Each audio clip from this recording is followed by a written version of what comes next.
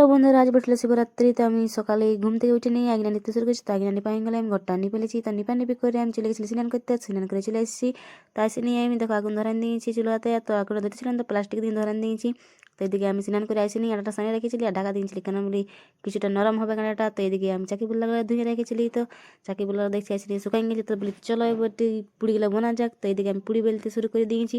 তো পুড়িগুলো মোটামুটি গোল হচ্ছে না, তো কী করবো বন্ধুরা, বেলতে তো হবে কি, তা বেলতে শুরু করে দিয়েছি আমি। তো এদিকে আমার ঠাকুরজি বসে নিয়েছে কড়া। তো তলায় তেল গরম হয়ে গেছে আর দেখো পুরিটা কত সুন্দর উঠছে গোল গোল।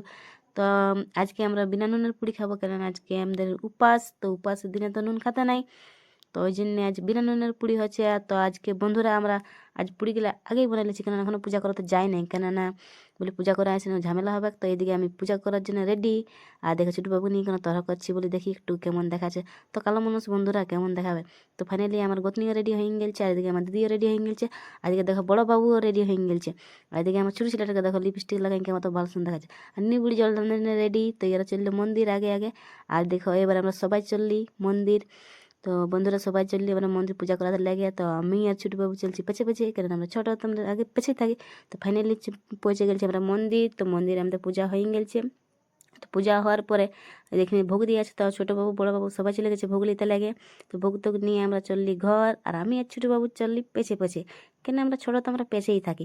তো ঘরে এসে নিয়ে আমি দেখো শরবত বানাতে শুরু করে দিয়েছি। তো বন্ধুরা ভিডিওটা আমি এখানে শেষ করছি। তো ভিডিওটা কেমন লাগলে আশা করি ভালো লেগেছে।